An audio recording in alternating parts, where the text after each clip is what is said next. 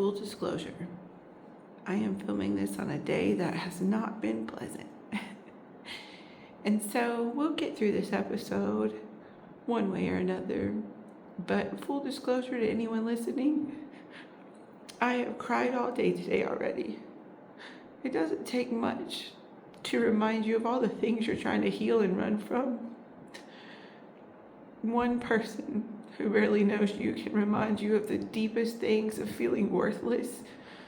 And one incident can remind you that your fear of failure is more real than it is a fear. But that's not what this episode is about. But I want to be real because I promise to be very authentic in every piece of a podcast that I do. Welcome to episode 9. It's hard to believe we've made it this far. We are legit on episode 9. And I hope to goodness I can figure out the soundboard before we get through this season number 1. Because I have already been told multiple constructive criticisms. So I hope that this is clearer than it normally is. This episode is entitled Sub-Assembly Required, Robin 1.5. So let's get started. Someone stopped me in the hallway last week and actually said to me, "Hey, I listened to your podcast," and I was very excited and surprised by this individual. And then they followed it up with, "All you do is make people cry." Okay, so maybe that's kind of accurate. I sat there and thought, well, that's fair considering the content. We have talked about the death of my parents, the loss of my church, the loss of my boyfriend, lots of loss. So the fact that people have cried has been kind of an expected side effect, I would think. But I followed that up with, well, I'm hoping that you expressing your emotions is somehow helping you heal internally and resonate with what is going on in the podcast. That is my ministry, is that other people can relate and heal together. And his response was, "Nah, you're just real sad and your sound quality sucks." Awesome. Oh, great. Thank you so much for that constructive criticism. In all of those episodes, I've cried every episode, including the opening to this one, because today has been a day. I cried when my mom died. I cried when I lost my church. I cried when I lost my identity. I cried when I lost my purpose. All of those things make sense. Because what was I supposed to do while sharing these stories and reliving these moments? Tell some jokes? Knock-knock jokes, maybe? I don't even know any knock-knock jokes, but I could have probably been a little bit more sarcastic to flow into my comedian side, which I know so many people love. But today is different. The first 8 episodes, I lost everything. And today is the first thing that I built, which is probably why I'm sad right now. And we'll talk about it. But it's the first thing I built, not perfectly, not quickly, not gracefully, but somehow piece by piece, Robin 1.5 was being built in the middle of silence. This journey has probably been one of the hardest things I've had to do for the last 8 episodes, reliving the hardest parts of my life and also trying to present it in the best way possible. I don't want people to just feel like I'm in the molly grubs or that I'm wallowing in sadness. And I don't want people to be bored either. So it's been a hard journey to share about myself and to move into hoping that it resonates and touches somebody's life. But there was a part of the story that I haven't shared. And when I left the church, it wasn't like a typical movie. I didn't walk out the doors that day, look into the sky and say, well, that chapter is closed, and we look ahead to the next horizon. Wasn't quite that beautiful, and there was no songbirds coming. There was No music playing in the background at the time. In fact, when that last piece of the ember was burning, I found myself in more silence. Not peaceful silence, really loud silence. And it was a weird moment. So dive into it with me for just a minute and think about your own life, your own journey, who you are currently, what you're wrapped around currently, what keeps your life super busy. Is it your wife and kids, your job? Is it your church career? Are you heavily involved in your church? Is it your hobbies? Maybe friendships? What is it that keeps your schedule packed? You're pulling out the calendar for the events. What is that in your life? Because for me, it was mom and dad in Calvary Temple and a little bit of the guy who I was dating. My calendar was very full of all of those things, and all of them were exciting and stressful and great and bad, all wrapped in one, but it kept my calendar full. And now every single one of them are gone, and my life became get up, go to work, come home, wait until bedtime, go to bed, get up, go to work, come home, wait for bedtime. And in those hours, I wasn't excitingly binge watching TV shows. I wasn't figuring out my next craft situation. I was in silence. Take all of those things. Oh, my life died again. Let's redirect. The rest of this may be very up close and personal, just so you know, with poor lighting. So, constructive criticism, bring it on. My light died. You would think I would charge it up because this keeps happening. No, that's not part of my personality. So let's go back to the question I asked. Think about those things that fill your calendar, and think about what your life would be like if they were all gone. Self-reflection. Take away your partner. Take away your church. Take away your closest friend. And leave yourself with just your job. I spent a lot of hours drowning in silence. And you know what happens that we talked about in the previous episode is I was trying to run away from stillness, and I was being forced to be still, and I hated it. That is not something I enjoy in any way, shape, or form. And if I'm not chasing some next adventure, I'm losing my mind. In fact, I don't really like hanging out at my house, even now. It's renovated. I love it. Going home sounds wonderful all day today. I've thought about going home and getting on my couch. But in those moments, it was still a struggle, and the silence was deafening. And if I was silent and alone in the house, I was grieving, and my mind was running. And I'm all alone, and I have no purpose, and what am I doing? And all of these things are spiraling because what am I doing? So, as we know, I'd already started Bomb Party as a jewelry business, and I started it for residual income. That's just facts, which I mentioned that in my previous episode as well. So I started it for that purpose, of course, and went live and had fun, but that really wasn't why that was dropped in my lap. But I didn't understand that at the time. I kept striving, chasing the dollar, chasing the experience. And there were so many nights that I didn't want to get up and go live. I didn't want to put on a happy face. But what was interesting about that experience is that people kept coming back, and they enjoyed being in my presence, even if it was through a screen, and they enjoyed the reveals, but most of all, they enjoyed story time. Even though for the first 3 months I cried a lot on my lives, But there's a group of females kept showing up to support me, to love on me, and to ask about me.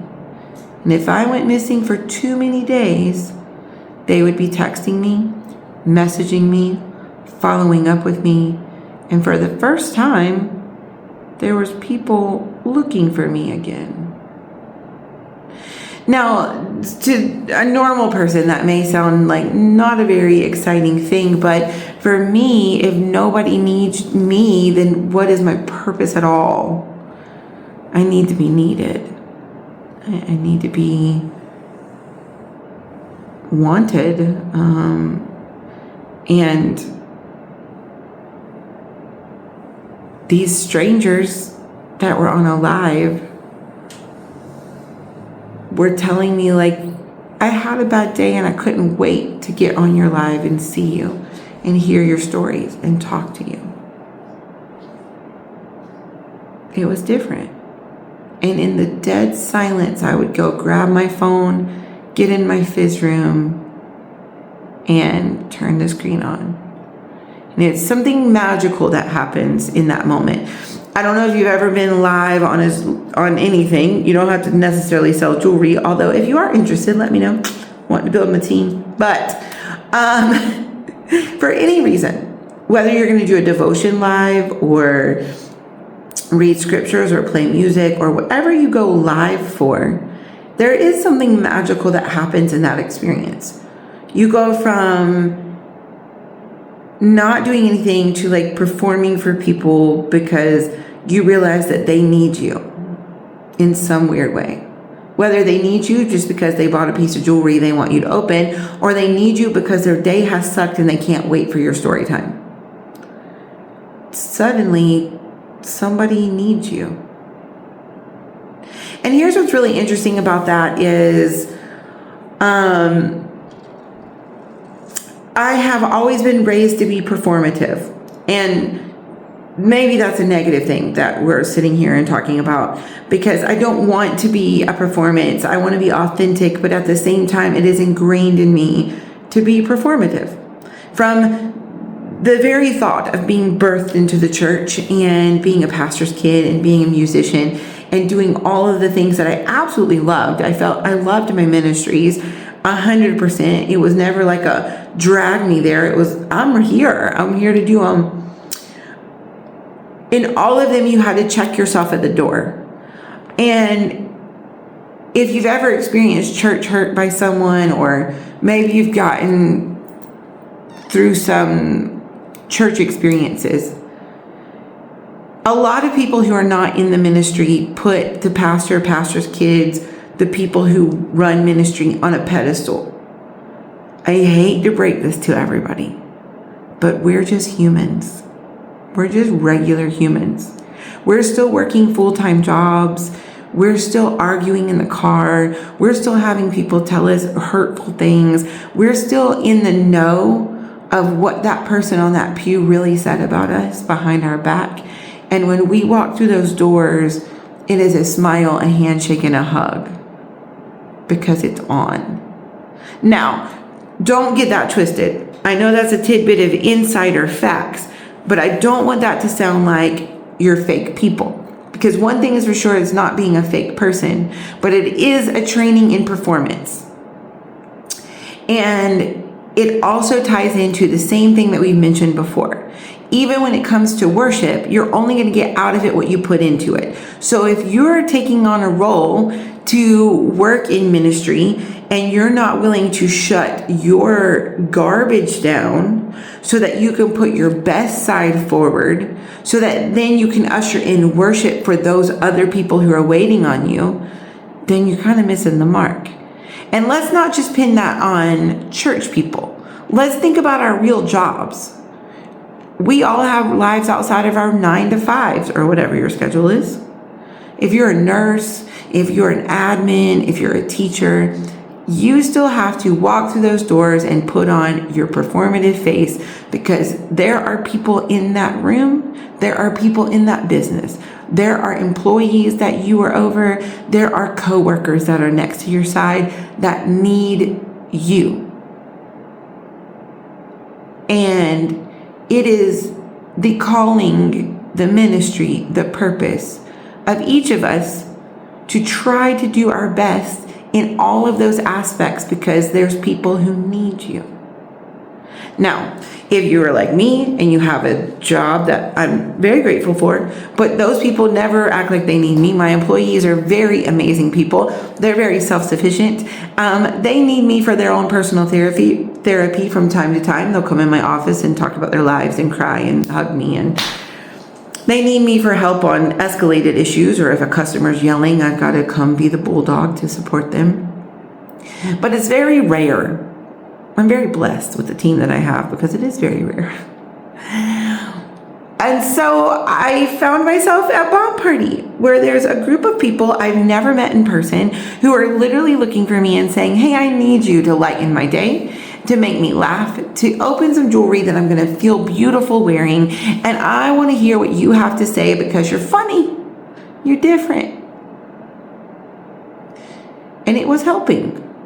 It helped pull me off of the couch on days I didn't want to, peel me out of the molly grubs, stop my tears to say, pick up your big booty and go be there for these people that you've never met.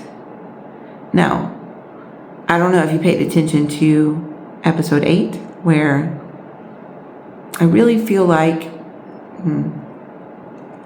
present tense, that I walked away from ministry and calling. So I've got to pour that into somewhere, and I'm pouring it into these people I've never met. Now, when people hear the word healing, they imagine this beautiful process. But for me, mine wasn't beautiful. It was very much like drywall dust on a construction site. Messy everywhere. Even when you sweep it up, there's more dust in the air. That was more like the visual impact there. Some days I would take 2 steps forward, I'd get on those lives and I'd make people laugh and I'd make people happy. And then some days I'd take 20 steps back, where I'm back saying, this is another place where I'm spinning wheels in quicksand and I'm making no difference, and that nobody really cares. Because let's be honest, going live for Bomb Party Jewelry, you have days where no one shows up in the room and you're talking to a phone and no one's there. It doesn't really help with psychosis, I'm pretty sure. Every conversation, every laughter, every moment was challenging me. It was teaching me confidence that I didn't have. It was teaching me endurance that I didn't have. The funny thing about it is, going live on a screen to a bunch of strangers really teaches you a lot about yourself you weren't expecting. And I've talked about this before, even with ministry to my sister. There is a scripture where Jesus is talking in the Bible, and he is telling his disciples that the people in his hometown are not going to appreciate him. That's like a synopsis version, but he's basically saying the people in your hometown don't recognize you, meaning the people that are closest to you can't see your value at full force. And so you find yourself with people who are strangers that are suddenly pulling out confidence you didn't have, jokes you didn't know, story time, and authenticity that you didn't even know you could be. Because in all of those years of performative, it was surrounded by people who have known you since birth, and they put you in a box.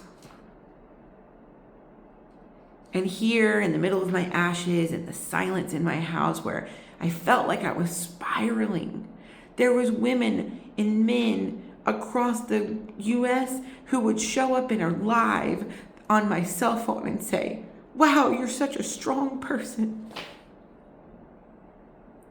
Wow, you're so beautiful. And I was just being me. Real, raw, outspoken, little to no filter. The things that when I accidentally slip up in the people that are family and I show that real side, they judge me for. And it was rebuilding me one brick at a time. That's the whole purpose of this, is to rebuild beautifully. And that was something that just so happened to take place. Now, we could take a step back and say, wow, that's amazing. But I can't deny what is built inside of me that says God ordains our steps even in our darkest days. And I had no idea October when I was thinking about, well, I'll sign up for bomb parties so that I can make residual income, that when I went live in November and everything seemed to be like getting better, that in December it was all going to fall apart. And here I was starting a new year in a new company, thinking it was for money. In reality, God placed that in my lap for me to help learn who I was. And it wasn't just that. These weren't just building blocks that showed me who I was or built confidence. It taught me marketing, content creation, sales, relationship, what it felt like to fail publicly, what it felt like when the people who came into a room and said, I love you the most, and went and watched somebody else the rest of the time and left you. All of those things were still very real. And people may think that that's funny, but it is a business, and people will come and go. But there was one person who stepped into my life on July 9th of 2025 for the first time to buy jewelry because I had stuff nobody else had. Now, I'm not going to spoil the interview. We did already film our interview together, me and this person. And I'm probably going to do a little extra cut tonight to add to the front of that one. So I don't want to spoil the details. But they came into my life because I had jewelry nobody else had. And what stood out to them was a name like Punk that didn't seem to match this girl who was slightly broken, funny, and a pastor's kid. And this person stuck around.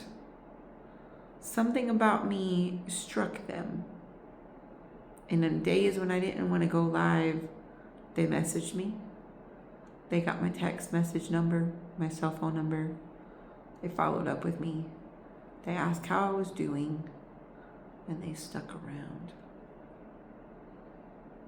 The next episode is going to be the interview with this person that I finally got to meet for the first time on our 1-year friendversary on July 9th of 2026. And maybe I won't edit the interview portion. We'll just flow this together, and I'll say what I'm going to say now before I do my closing for this episode. But I just want to say to everyone watching this, the interview might be weird and it might be boring because it's not my sister, so that's not going to spark interest on who is this. It's not a boyfriend because that was going to spark interest on like, ooh, who is the new person? Or like, it's not somebody like that. It's someone that I can honestly say, even after meeting them, that God needed me to meet. And I give glory because I have said from the beginning, I wanted this podcast to be ministry. I don't want to just share my story. I don't want to just give y'all a sad time because Lord knows, majority of you watching this have not only had your own fair share, but probably worse. But I hope to goodness that you can see the realness of who I am in everything that I'm telling you. That I was in a dark place. Why am I even still here type mentality? What am I doing? Nobody cares about me mentality. And I'm just going to do this to stop the silence and join Bomb Party. And suddenly, someone from a different place in the U.S. cares about me. And it's weird. And it makes no sense. Episode 1 through 8 was all about everything that was taken away. And episode 9 is the first step to rebuilding something new. Not my business, not my bank account, not my social media, not even my confidence, but my hope. Hope came back quickly. You got to see who the realness was and that there was something better ahead. My best friend for so many years has been my moderator from day one in my lives. She shows up every night when she's tired, when she's got other things to do to support my journey. That speaks volumes. My sister will turn it on and put it on a coffee table and walk away because she really could care less, but she's trying to support me. My cousins would show up and buy and support and listen. Sometimes out of just pure nosiness, I think. Hope didn't just kick the door in. It slowly walked into my life through ordinary people who probably had no idea the impact they were making. And I don't know how many of the girls who've been with me since the beginning are watching my podcast, but shout out to Monica, Suzanne, Alex, Kirsten,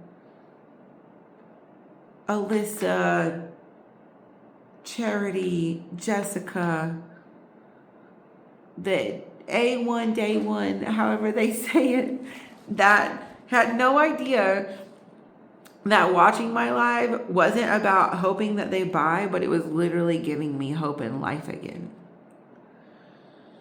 Sometimes we spend so much time looking for the people who do make the big speeches, and we completely overlook people who simply just show up. And so next week, I'm going to introduce you. Well, it'll probably be this week, honestly. I know I keep saying next week, and then I drop 2 episodes together. Y'all been great. Y'all been great sticking with me, the 50-something people. If y'all could share this out, just let me know, because if I can get 100 subscribers, we going to do some things. But in the next episode, we will get to meet a person who just showed up and had no idea. Little tidbit, this person has no background like mine. We really don't have a lot of similarities, but immediately connected. She didn't know my background. She didn't know my pastor's daughter side. She didn't know me in any of those aspects, which I kind of say in the next one. So I'm trying not to ruin it. I didn't know her either.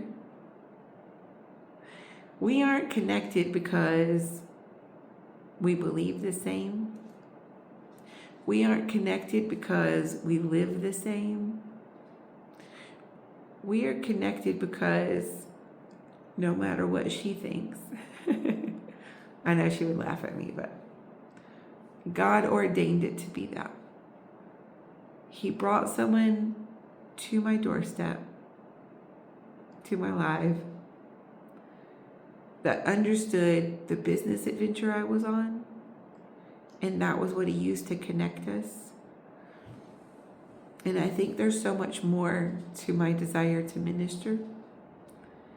And I hope that in the next 20 years of our friendship,